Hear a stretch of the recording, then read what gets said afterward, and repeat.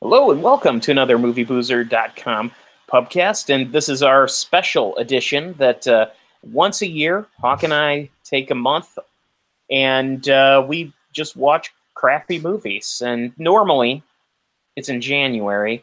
We were hoping to try to do February, and increasingly things get delayed, so we went for March. And major life events in both months, yeah. Yeah. And so, shitty March, we decided to go with Sharch as opposed it's usually to shituary, but Sharch this time. Yes, I like the pun. It works, yeah. Yeah. So what we're gonna do is we're gonna have 4 episodes here. Each episode is going to contain 4 movie reviews, and they will be themed around different topics. This week is big monster movies. Or last week was. Yeah, or the last week was, rather. The first week is the monster movies. Yes, the topic of discussion for this episode is monster movies. Shall I be more specific? Hey, we're doing it live. Fuck it. Exactly. All right, so the first movie that we saw was War of the Gargantuas. So, and I kept writing it down as Gargantuans for the longest time until I finally figured out what the correct title was. You have Jimmy John's out with you, where you are? Yeah, I have Jimmy John's. Okay, yeah. So I was just wondering, were you thinking of their sandwich, the Gargantuan? Oh, I don't like Jimmy John's very much. I used to, but I'm just imagining two giant sandwiches beating each other up in Tokyo. Anyway, that said, War of the Gargantuas is a 1966 movie from Toho, the same studio that brought you Godzilla. And it's actually a sequel to a movie from 1965 called Frankenstein Conquers the World. Believe it or not, the Japanese, in fact, have 2 Frankenstein movies that have nothing to do with any of the other Frankenstein mythos, other than it's technically... is it even... No, it's not even a resurrected creature. It's just, like, genetic. They built him. Yeah. This was also, I believe, the final movie that was a co-production, or the final of these movies that was a co-production of 2 studios in Japan and the U.S., I want to say. Mm-hmm. Right, yeah. There was some American money that went into it. Which was weird because there is an American actor in this movie, and he speaks in American English with no dubbing, while every other character is dubbed English. Oh, it's worth noting that the actor Russ Tamblyn, who is in this, what you're hearing is not his actual voice. He was dubbed over. Oh, really? Yeah, by another American actor. I forget who it was brought in, and so you don't actually hear his own voice. Although, you know what? It might depend on the... Hold on a second. As far as I could tell, his voice pretty clearly matched his mouth. You know what? I need to clarify things. There are 2 dubs of the movie, and one dub is not him, and one dub is him. Okay. And I guess I did watch the one with Tamblyn's actual voice, because that's the one that's currently available on Amazon. Okay, I watched the Amazon one as well. Okay, so yeah, now... In fact, actually, here's a bit of trivia. This is just pulled straight from Wikipedia. So, it says here that Russ Tamblyn was described by his chief assistant. It says here, Russ Tamblyn was such an asshole. He felt his lines in the film were so bad that he went ahead and improvised them all. Co-producer Saperstein chose to replace actor Nick Adams with Tamblyn, and later stated that Tamblyn was a royal pain in the ass. I know that Tamblyn didn't get along with a lot of people on the set. Yeah. Tab Hunter was originally cast. I would have preferred Tab Hunter. Yeah. I believe there's a... Oh, wait, never mind. I was going to say there's a remake planned, but that's for a different movie from this week. This is a movie that could get a remake, and a piece of trivia here that's interesting is this movie is often cited by fans of kaiju films as sort of a missing classic. Quentin Tarantino based the miniature shots of Tokyo specifically on the Tokyo models from this movie. Mm-hmm. Yeah. Brad Pitt has said that War of the Gargantuas is the film that inspired him to pursue acting. Which is really weird. Maybe he saw how terrible everyone was and was like, I could do better. Oh, yeah, that's true. Or maybe he just saw the song. It gets stuck in my throat or whatever. Oh, man, that song was terrible. So we should start with the plot. Yeah. So the movie opens with a giant octopus that is attacking a boat. And one of the most, I think, awkward moments in film history where this one guy is like shrieking for help. No one else seems to be on the boat. As far as we can tell, like he's not getting any help. It's like, help, Captain! He's just being pulled away by, giant Cthulhu-like creature.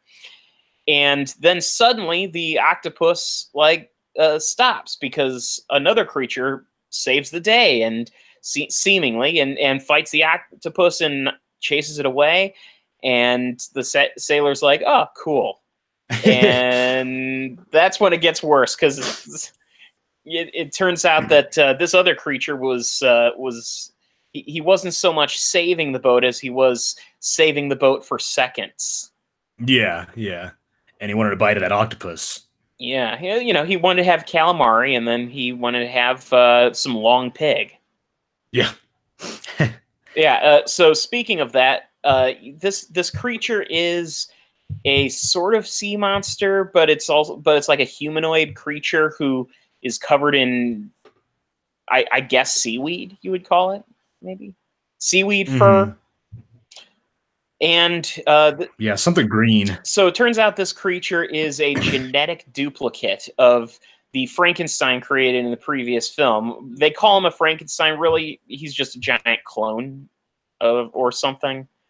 Just a creature, I guess. Yeah, this movie kind of plays it fast and loose with the science. They're kind of like, fuck it, no one's watching these movies for this anyway. They want to see some monsters punch things. So, are you saying that kaiju films don't conform closely to genetic science?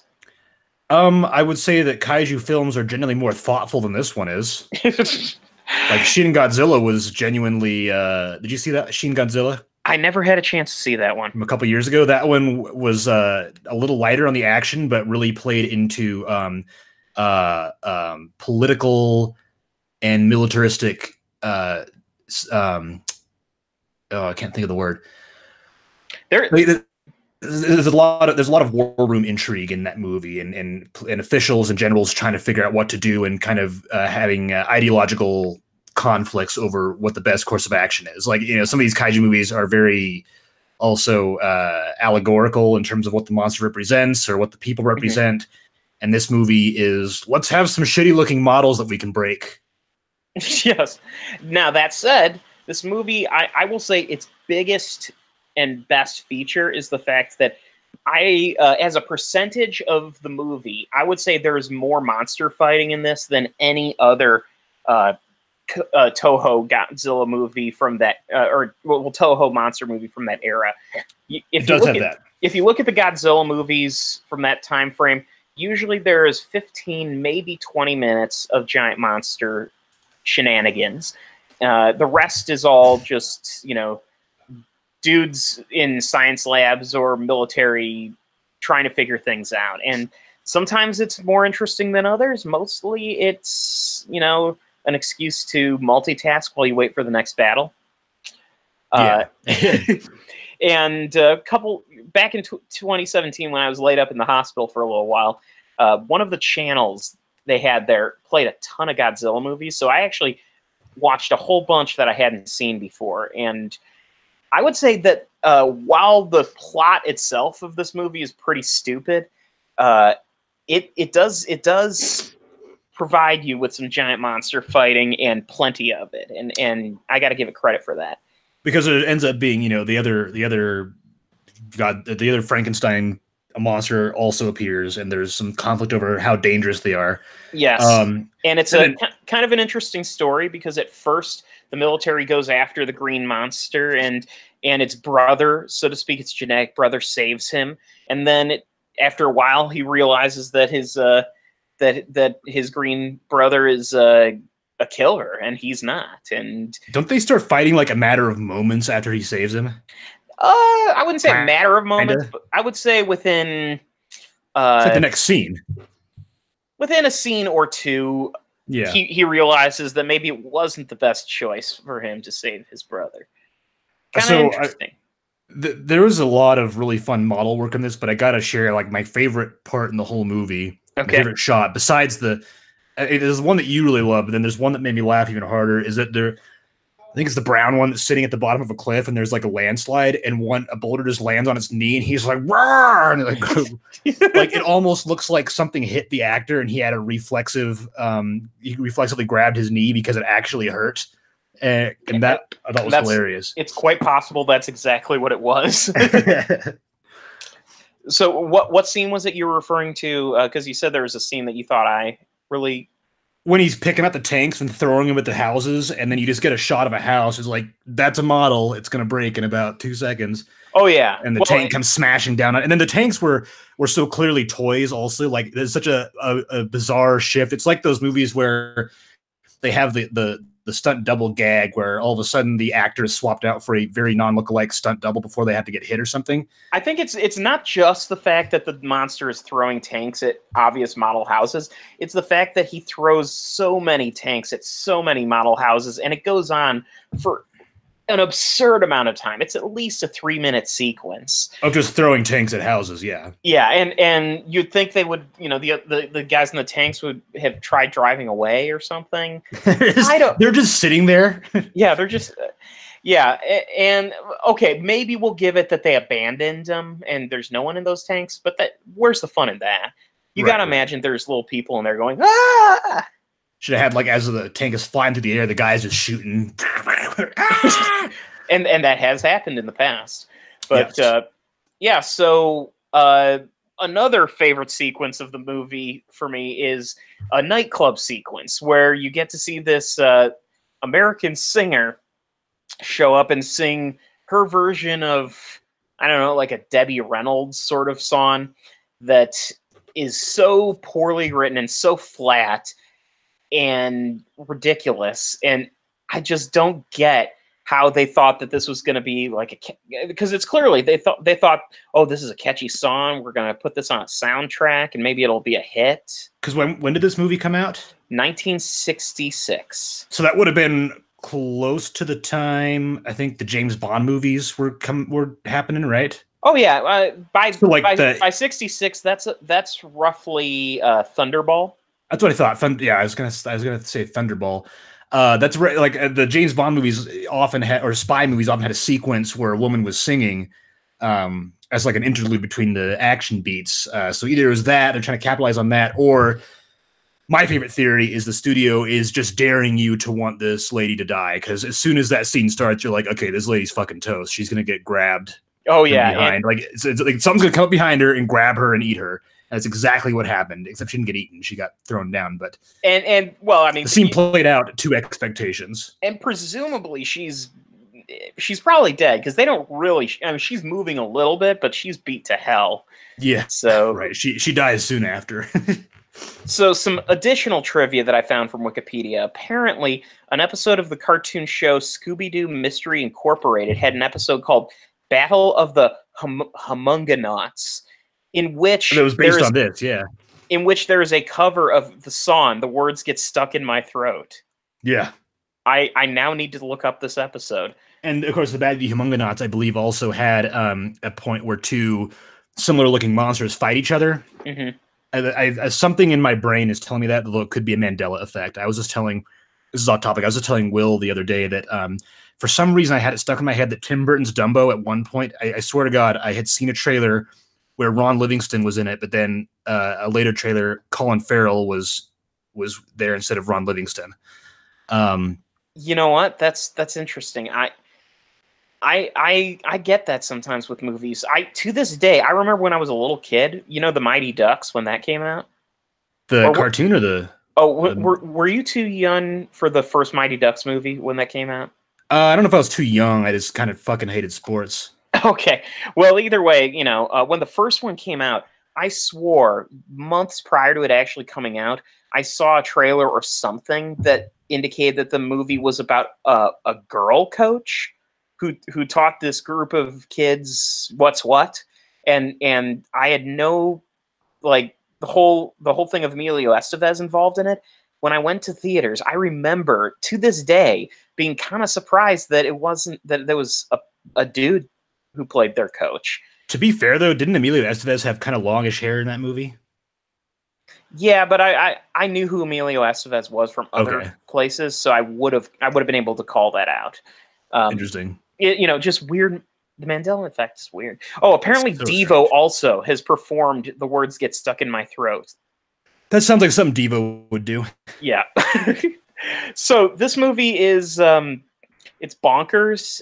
It's terribly acted. Some of the writing is just ludicrous, and that's what makes it so entertaining. I highly enjoyed watching this movie, and I would watch it again. It's a great movie to introduce people to kaiju films, I think, just because it does deliver plenty of action, and the corniness is there. Yeah, I really love those movies where it's very clear that the writers know nothing about the science they're talking about. Yes. It's like, oh, we've got to find the quantum accelerator before the wormhole opens, and it's like they just throw out these bullshit pop science words that mean literally nothing in the context of the events of the movie. I think one of my favorites is in the movie This Island Earth, the Interocitor. Yeah. Yeah. Great. But now, as far as the ongoing Toho movies, I do want to say, you were talking about how more recent Toho Godzilla movies have kind of dealt with some, heavier themes, things like that. Which some of them always have, but it's Shin Godzilla was, I thought, a lot more thoughtful. Mm-hmm. Right, yeah. So there's one that I saw. I'm just trying to make sure that there's one that I saw where, like, there's an entire sequence that explains the Godzilla story, in that it's like World War II, and Godzilla, before he became mutated, was a, quote, Godzillasaurus.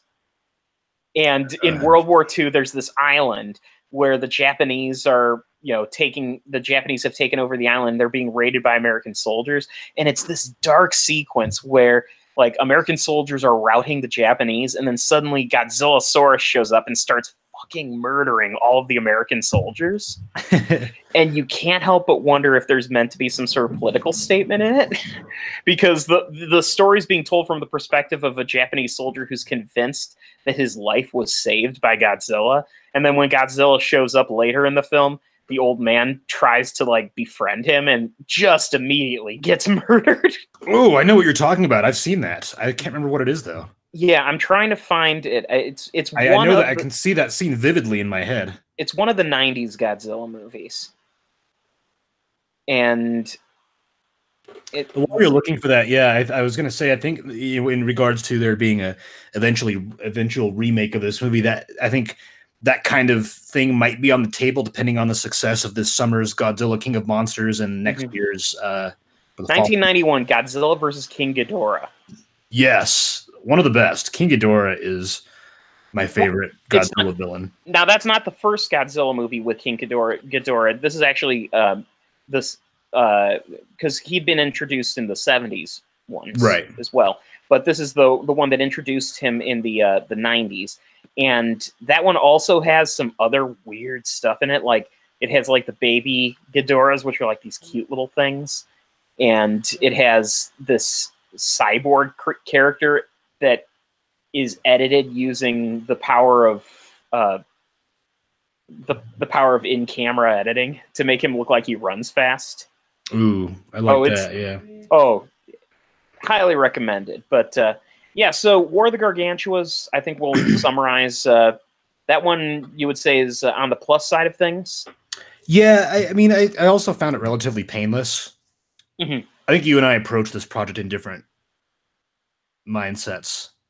I think the way you approach this project is kind of the tagline for the next movie we're about to talk about, which is, the tagline is, "This is gonna sting a little." Yeah, exactly. Like, I want to hurt when I do this. Like, it's gotta gotta suck really, really bad. And I will admit that I heard a little bit with Tsunami. Yeah, this one was definitely the worst out of all of them. The worst, and yet I'm so compelled to rewatch it because there's so much in the movie I don't understand, and I feel the need to figure out. That too. I think that you know, just talking, you know, like we were just saying, this is the kind of movie that I do this for. Like, I want to watch something that just fucking sucks, and it's so like all this. So with War of the Gargantua is like there's a vision, there's some decent model work. Like they had a project they are passionate about, and it was just kind of dumb. There are elements which are competent. Yes, and Tsunami is kind of like it's like you. Did they even have a plan when they started filming that, or they just brought a camera out to the fucking wilderness of Colorado Springs and just kind of rolled with it? I think I still maintain that my theory on this has got to be right, where they must have started with the intent of making like a straight ahead apocalyptic Christian movie, and realized when they started to run out of money in the budget that the only way they were going to get investors in on this is if they turned it into a schlocky action movie. Which is funny because the Christian apocalyptic part of the movie is clearly the least expensive part, and they have a whole bunch of effects and stuff for the bees and shit. Yeah. How expensive were those bee effects? Those bee effects were like literally at some point holding a little thing really close to the camera for an in-camera effect. Like it's fucking garbage. I mean, so Birdemic is maybe a step below this. Maybe. I don't know. I had a friend who auditioned for Birdemic 2, and then she watched Birdemic 1 and was like, fuck that. She ended up not doing it. So Tsunami is about exactly what it sounds like, more or less, but it's like the apocalypse, and it's really not like, though. There's no tsunami, and the bees just kind of show up occasionally. They don't even have like a form. Like I guess an alternative title to the movie is Waspnado, and there's not even one of those either. It's just a swarm of bees that kills you sometimes, or turns you into a zombie. Turns you into zombie, which was like, wait. This movie was a lot of. This is a couple of different movies happening. How come they didn't call this movie Zombie? I guarantee that already exists. Okay, I have to Google this now. I would bet money. I would bet Monopoly money that actually already exists. When I type in zombie, the first thing that comes up is apparently a citizen science project tracking the honeybee parasite. Okay. Oh, yeah, that honeybee parasite is actually really scary. Yeah, because it could eradicate bees. Yeah. No. As far as I can tell, there is no movie called Zombie. Probably because like the whole zombie thing was supposed to be like this big ass twist. Like, holy shit, zombies too. Like, except they show one like early in the movie, so it's not even a shock that they happen. Yeah, this movie is a mess. Like, this is really one of those ones where it's like a lot of movies you can kind of figure out what they were going for, or at least you can say like, all right, well, they had this idea, but it was stupid. But this one, it's like seriously, were they actually trying to make something this incoherent? So the movie opens up with this sequence in which a scientist and a few other researchers are in the woods, presumably the jungle, but it's probably the woods outside of Colorado Springs. Somebody's house, yeah.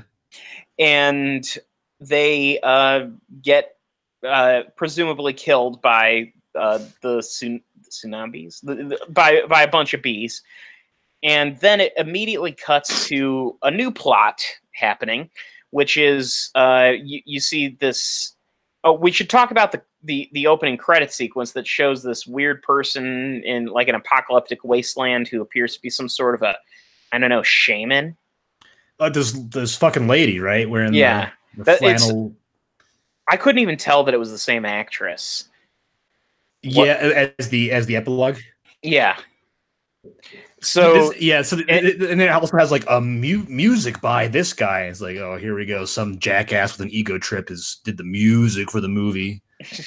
And then so at the end of this opening sequence, the shaman lady person creates a crucifix out of 2 twigs and holds it up to the sun, and it's like a swell of dramatic music, like, whoa, holy shit, this is gonna be weird.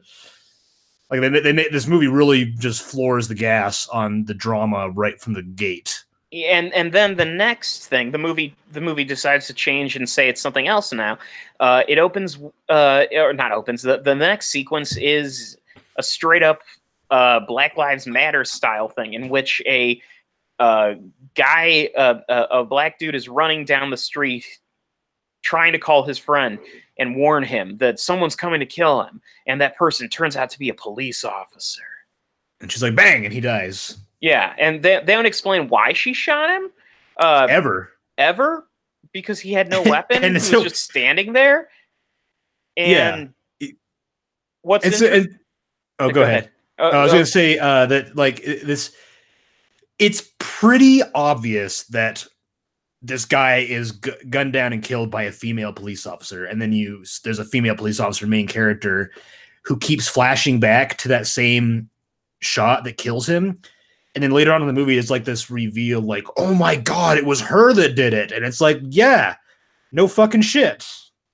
Which, like, why is that a twist? It was painfully obvious that was what it was. It's like maybe it's the writer and the director were doing different things. Maybe it's because the TV I was watching it on was too dark, but I couldn't tell what the silhouette was supposed to be, so I couldn't tell it was a female cop. So I actually had a completely different reaction to the twist. I was like, well, that's pretty convenient. Is there a reason that this one dude hasn't commented on the fact that he's currently been hanging out with this cop who killed his best friend for the last, like, 2 days? Yeah.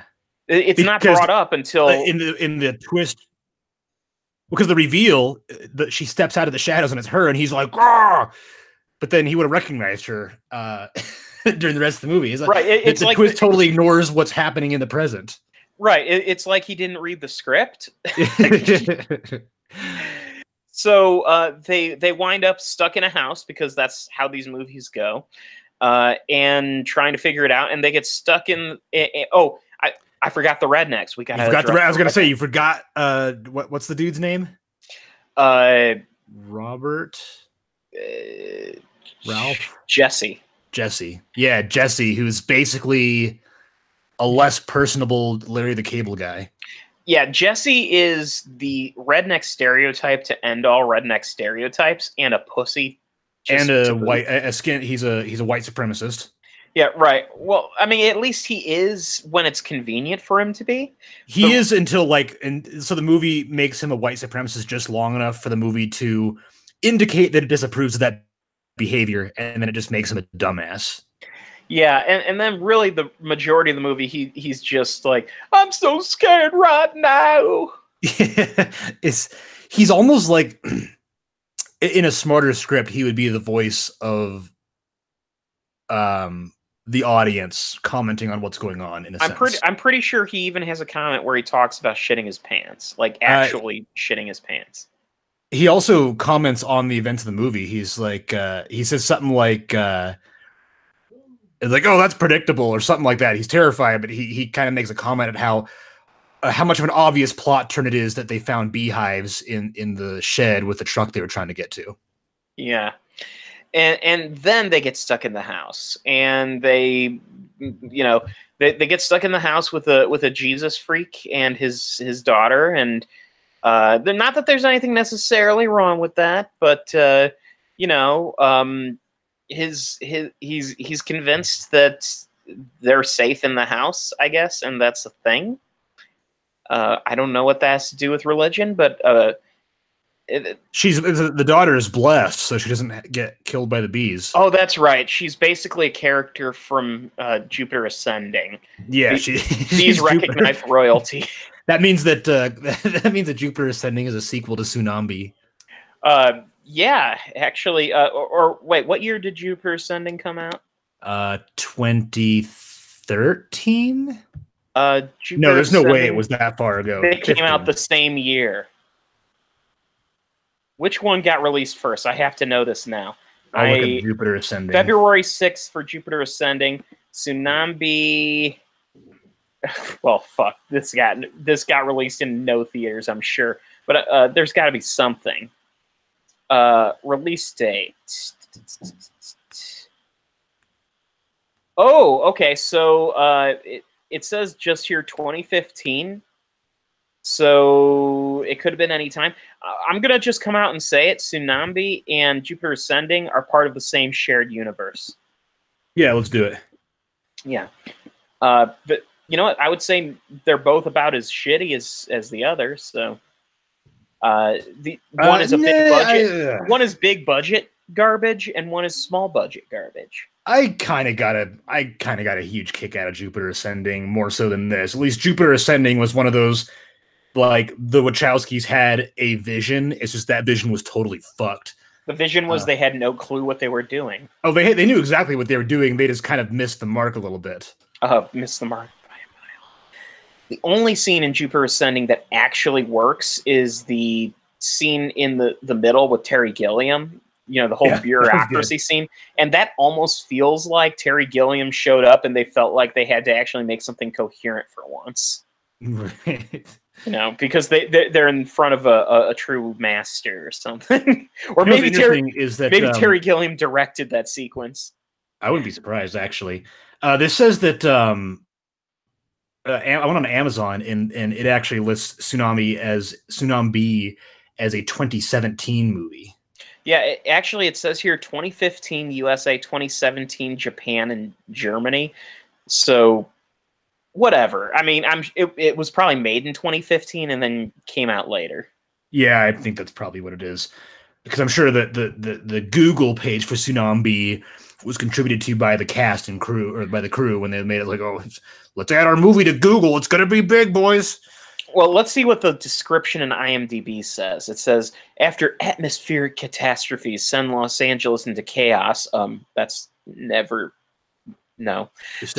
Three groups of survivors who escape the city must put their differences aside to face a series of apocalyptic events. As they learn to work together, they never do, they are faced with an even greater nightmare. Giant gravity swells that contain thousands of... Wait, gravity swells? That contain thousands of giant bees? Intent to ushering the end of the world? The gravity swell thing, no. That was written before the movie was made, I guarantee you. They put that on there and they're like, wait, shit, we only have $200. We can't do gravity swells in our movie. Yeah. It's oh shit, I totally forgot what I was going to say. So this movie is thankfully an hour and 22 minutes long, and of that, about 10 minutes of which is credits, plus a mid-credits sequence that reestablishes the Christian metaphor that this movie was attempting to establish. I forgot. So no, I didn't forget, but let's talk about the end of the movie first, where it like everything is going to hell. They're like, oh my god, the bees are burrowing into the house, they're eating the roof and shit. And they're like, we gotta pray. And they pray and it works, and the bees fly away. And then they come outside, and the main black dude's sister, like, there's like a narration, and then something about, oh, the queen bee was among us all along, or some bullshit. And then she turns into so this Jamaican character, this girl who was the girlfriend of the black dude who's... I don't think, is it his girlfriend or his sister? I could have sworn he called her his sister. I think their boyfriend... Well, wait a second. Why would she be Jamaican and him not be Jamaican, though? That wouldn't make sense. I don't know. What movie did we just watch? Why are you asking questions? Okay, well, let's say that the two knew each other, and the point is, it turns out, I guess she's like the queen bee. She caused everything to happen, which makes no sense at all. Like, there's no build-up. The movie is about to end, and it's like, surprise, she's the queen bee, and it's like... And how does that play into the Christian metaphor they were clearly going for? Is it saying that she's Jesus or something? She's pestilence. Oh, she's pestilence. She's one of the four horsemen of the apocalypse. Oh, okay. This movie, in contrast to your theory about this being a Christian movie that got rescued by the asylum with caveats, Mm. I think this might have been a product of like 3 different producers or whatever, or one producer who had too many ideas and didn't know which one to get rid of, so he just forced them all into the same movie. It's really something else. You know what? The Asylum wouldn't even touch this. I know. So the epilogue says, I think 6 years later or something like Yeah. that. Some number of small number of years later, the little girl. So it has this woman walking through the wilderness, the blonde-haired woman from the beginning. She's wearing a flannel shirt, and the flannel was what caught my eye for a second, because the little girl, the 7-year-old girl, that's the daughter of the Christian dude in the house, also wears flannel. And I said, no fucking way. And just to be sure, I checked the credits, and sure enough, yes, the 30-year-old woman and the 7-year-old girl are the same person, and somehow they exist 6 years apart. I Yeah, it's the 7-year-old girl. 6 years later, she's this grown-ass woman who's heading the resistance against the apocalypse. Wow. It's like, there's so much. I feel like there's a profound lack of communication between everybody involved in this movie. Like, everybody, nobody. It's like separate departments behind locked doors. Nobody knew what anybody else was doing, and then they just made this movie. And then they just like, you know what? Fuck it. Put it on Amazon Prime for free. Yeah. Well, maybe they'll make something off of it. Okay, so just for the hell of it, because I think we've pretty much covered all there is to say about this piece of shit. Since we mentioned the Asylum, I just had to do a check to make sure this was not ever related to the Asylum. And in fact, it wasn't. But in doing that, I found a list of movies that came out from the Asylum. And years ago, I watched Two-Headed Shark Attack. Mm-hmm. It turns out 3-headed Shark Attack, 4-headed Shark Attack, 5-headed Shark Attack, and 6-headed Shark Attack exist. Yes. Oh yeah, they do. I haven't seen them, but I've seen parts of them because they're all on Xfinity on demand. God damn. And apparently last year they also put, or not last year, a couple of years ago, they actually put out an animated feature called Izzy's Way Home that was released in conjunction with Finding Dory. Nice. Wow. Yeah, the Asylum is great. I think they made the Sharknado movies too. Listen to the cast of Izzy's Way Home. Tori Spelling, Zach Ward, and Joey Fatone. Hey, sometimes you just need some weed money, you know? I guess so. All right. So the next movie we watched is kind of the interest, the one that's more interesting for its production than maybe the movie itself, which is Pulgasari. Yes. Pulgasari came out in 1985, and it was a North Korean kaiju movie. And the story behind it is director Shin Sang-ok and co-director Chung Gang-jo were both kidnapped by the North Korean government out of South Korea and forced to make a series of movies. And this was the big one. This was the last one that Shin Sang-ok made before he escaped North Korea. And he didn't even get let go. He escaped. Like, it wasn't, Kim Jong-il wasn't like, all right, good job, thank you very much, contract fulfilled, we'll ship you out tomorrow. It's like, no, they fucking fled. So the plot of this movie is set in feudal Korea when a king who controls the land is basically subjugating his peasants, taking things away from them. They're on the verge of starvation. And there's a rebel force that's getting together to try to take them on, but the rebel force is sorely underarmed. Yeah. And isn't that ironic that like this movie's political situation is very close to North Korea at that time, and Kim Jong-il apparently didn't notice? Well, what's more interesting is that, well, actually, the bitter irony of this is that Kim Jong-il, at the time when this happened, he wasn't actually the ruler. Kim Il Sung, his father, was. When Kim Jong Il took over in the 90s, he created their worst period of starvation that they had ever experienced. So he became just as evil as the king in this, which is even more ironic. Yeah. But because Kim Il Sung, you know, I mean, there were some periods of difficulty there too, but he was a more effective ruler in terms of like his people than Jong Il was.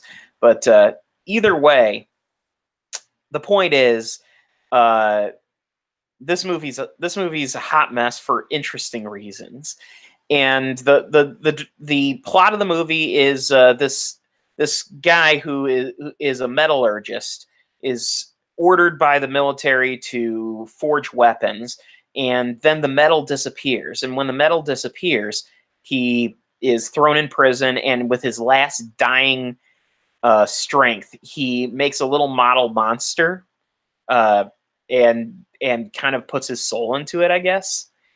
And that soul turns into a monster that is at first friendly and friendly with the rebels and helps the rebels defeat the king. And then finally at the end, though, after the defeat, he becomes the enemy of the people because he just can't stop eating, which is a capitalist metaphor because they created him. They created a monster who provided them with security, and then he became a tyrant. Yeah, right. That's profound. It's actually so. The movie's production design is surprisingly strong.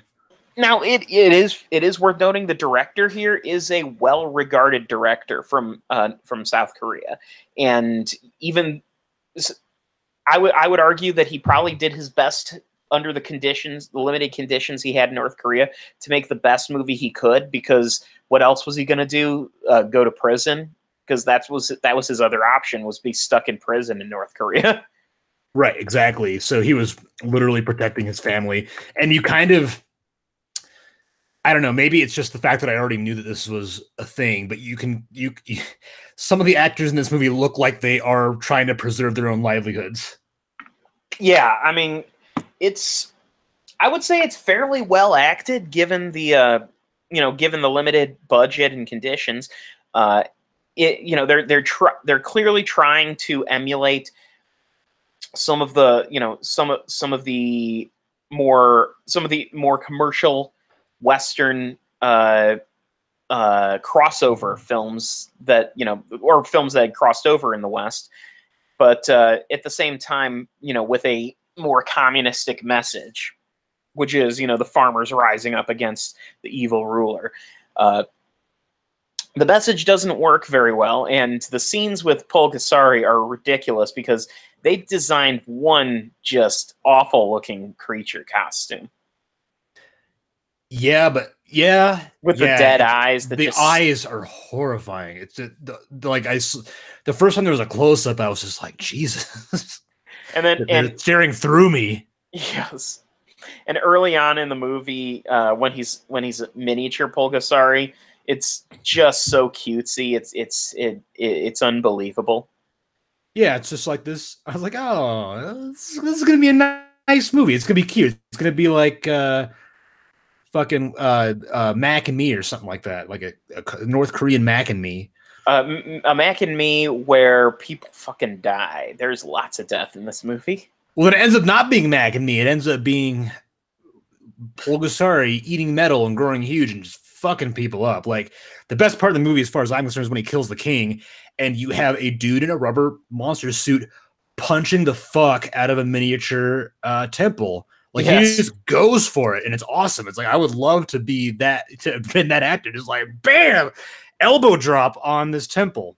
Yeah. But you can really tell they had a lot of fun with that scene. Well, can you imagine being the guy in that suit and how hot it must have been in that suit? And I guarantee you, in North Korea, they certainly didn't give him breaks. I'm imagining that guy was suffering. Yeah, probably. Yeah, that's the thing. You watch this movie, and even when you're entertained by it, you're constantly reminded of the fact that everyone involved in this was doing it under duress, and it's kind of horrifying. It's Yeah, it's you can tell. yeah, it's like oh, what was that movie? You know what it is? Do you remember Bowfinger? Uh-huh. How at one point Eddie Murphy, like the real actor character in the movie, is basically kidnapped Yeah. and forced to be in the movie. That's what it's like. Yes, But I would it's like agree. everyone in that movie is working under duress. Wow. Yes. Yeah, I don't have much more else to say about the movie other than I will say if you are a fan of giant monster movies, I do recommend watching it because the story behind it is fascinating and the movie does there's a lot, you know, from a visual perspective. The movie does deliver a lot of interesting elements that you know that remind you that this is, you know, this is kind of an anomaly in cinema. This is a movie made uh, by just a terrible regime, but by a director who was forced to do it, and so he set out to make the best movie he could given those circumstances. Yeah, it's and a lot of it works, honestly. Like I really like the part where the army captured Pulgasari in the cage and then try to burn him alive. Then Yeah, they're like, yeah, we win, and then he just comes out with it's like, oh man, they're fucked now. That was a great scene because you're like, oh, now it's on. definitely.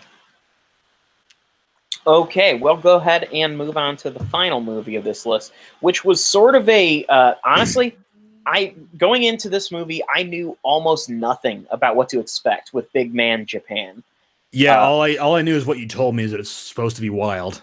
all I had seen in Big Man Japan was like video of like some of the fight scenes. What no one had told me, because I didn't do a lot of research, I intentionally held off on learning too much about this movie, was that it's a mockumentary and a very subtle, subdued one at that, despite the huge, crazy, creepy battle sequences.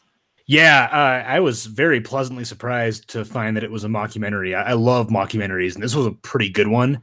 It has a lot of interesting comedic beats to it. There's the very early on in the movie, the main character who is he is a monster fighter who will use electricity to grow himself to building size and fight monsters in Japan. And he's from a long lineage of people from his family who've done this. Yeah, it's a profession in the bloodline. But he's talking in the kitchen, and there's a window behind him, and all of a sudden the window just smashes like somebody threw something there, and he does not react. He doesn't even move. The implication being this happens a lot. Exactly. And then in the next shot, it's been taped over with newspaper, and then a different window right next to it breaks, and again, no reaction, which is a brilliant kind of almost Christopher Guest style comedic beat. Oh, absolutely. Yeah, this definitely has that Christopher Guest kind of element behind it. It just happens to be very Japanese in its concept and story elements. And really, it's just the story of Masaru Daisato, who is just, you know, a normal person going about his day who just happens to be part of this monster hunting thing that also happens to be a reality TV series. And what's intriguing about it is people have gotten bored with monsters. Yeah. It's kind of the same thing over and over again, regardless of how well made it is.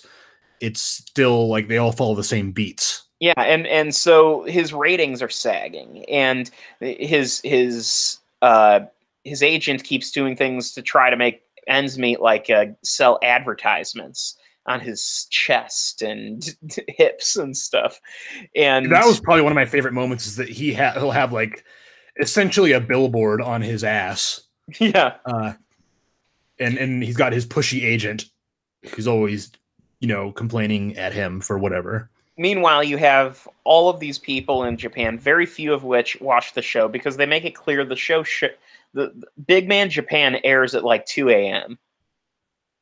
Right. And that uh, the Weather Channel gets better ratings than he does, which is ridiculous. And finally, as the movie goes along, he kind of goes into this crisis, sort of like a midlife crisis, where he's becoming less and less willing to actually fight monsters, mostly because he doesn't have a legacy. And like he had a girl, and his wife left him because she didn't want the girl to follow in his footsteps. And Right. and because of that, there will never be another big man / woman Japan from his lineage, and so he's afraid if he gets killed, who will be there to save Japan? I think one of my favorite sequences in the movie is early on when his grandpa comes into the. It turns out his grandpa is sort of senile, and he still occasionally shocks himself and grows to a giant size, and he's more of a nuisance than anything. That was probably one of my favorite sequences in the movie, where he keeps doing like really dumb shit, and it just like whoosh, it's like a headline. It's like, why did he salute the sun? And Yeah, stuff like that. It's this movie has a very, very strange style where when Big Man Japan is giant and monster, it's CGI, and it's CGI that's not aged very well, but for what it is, it's pretty well rendered in a way that almost feels stylistically intentional. because it's a little bit creepy and off-putting, and I would argue that's kind of what it's meant to do. Like it looks like some kind of ARG type thing, like where they or AUG. Are you familiar with the AR? Sorry, AR, augmented reality. It looks like augmented reality stuff, like where they just drop this shoddy CGI creature in the middle of a cityscape, but it still kind of looks like they did it that way on purpose. There's this one monster who I thought was particularly creative that is basically a giant walking ball sack that throws its eye at people, and its eye is basically its dick. And it gets shit in the eye, and it has to dip it in the bay and wash it off. Yeah. And and the monster's weakness is that if the eye happens to be in darkness, it will immediately fall asleep. Yeah.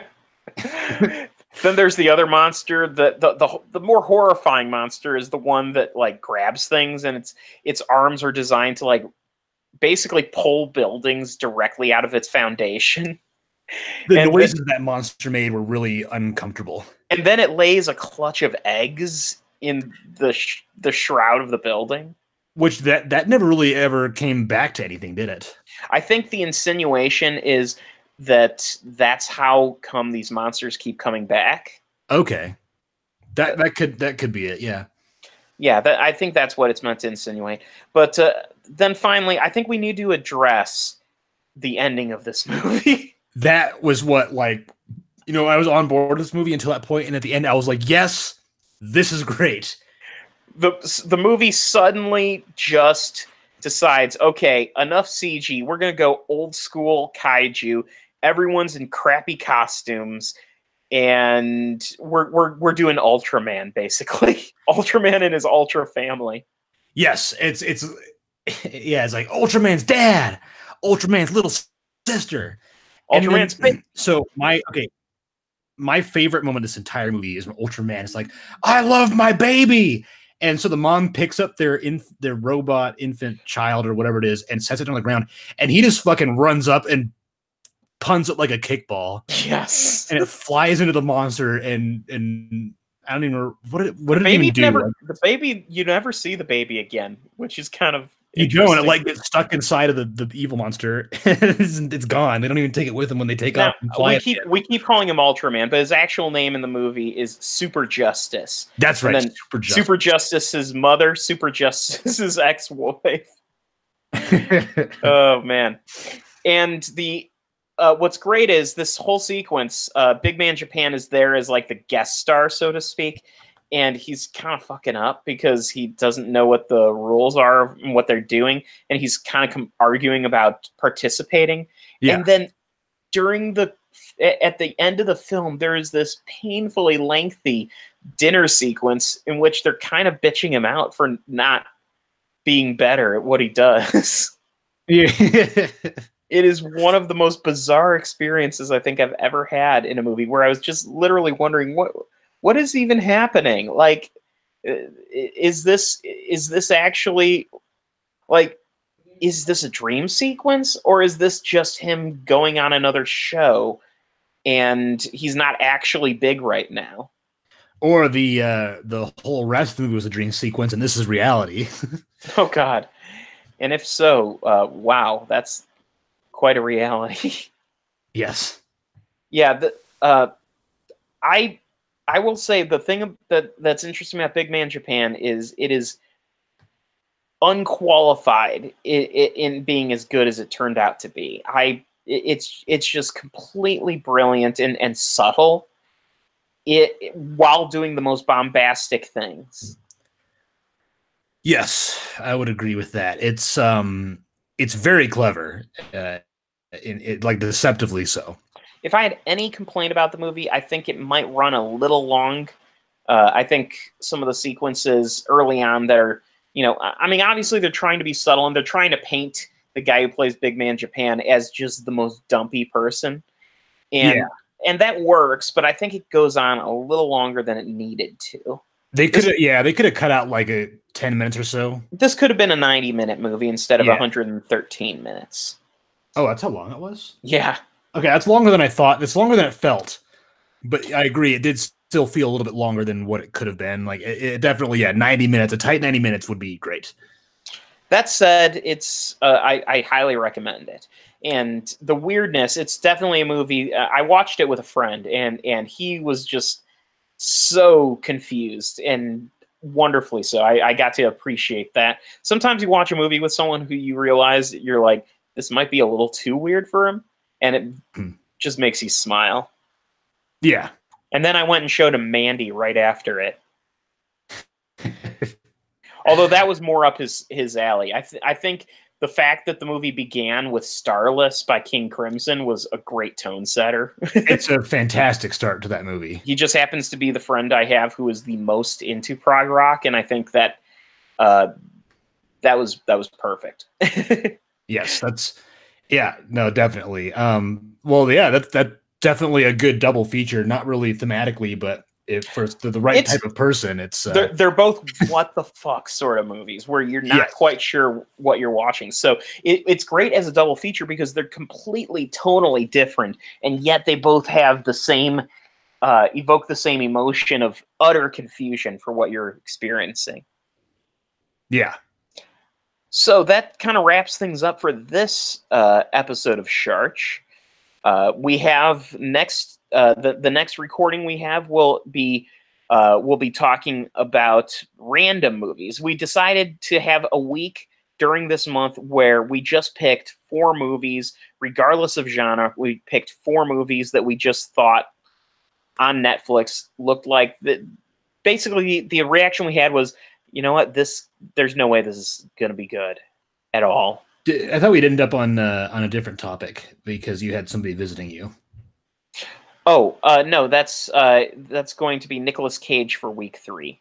Okay, cool. Making sure. Yeah, Zach is going to be. He indicated that he's going to be joining our discussion for week 3, so he's going to be watching those Nicolas Cage movies. Gotcha. Okay, cool, sweet. All right, yeah. So random movies next week. That's going to be terrible. We just grabbed some shit on random from Netflix, and I'm pretty excited for what we've got happening. So yes, and we'll announce those movies when we get there, because just in case something comes up and for some reason we need to change out a movie, I'd rather not announce them in advance. Right. Because that did happen, and Netflix is known to drop movies sometimes. So we'll see. I mean, I looked at the list, and it doesn't look like any of those are leaving Netflix anytime soon. But of course, you never know. So. All right. Well, we will see you sometime next week. It's not going to be an exact schedule, but we will get these done. Though there will be one release each week for the next 4 weeks. Right. All right. Bye.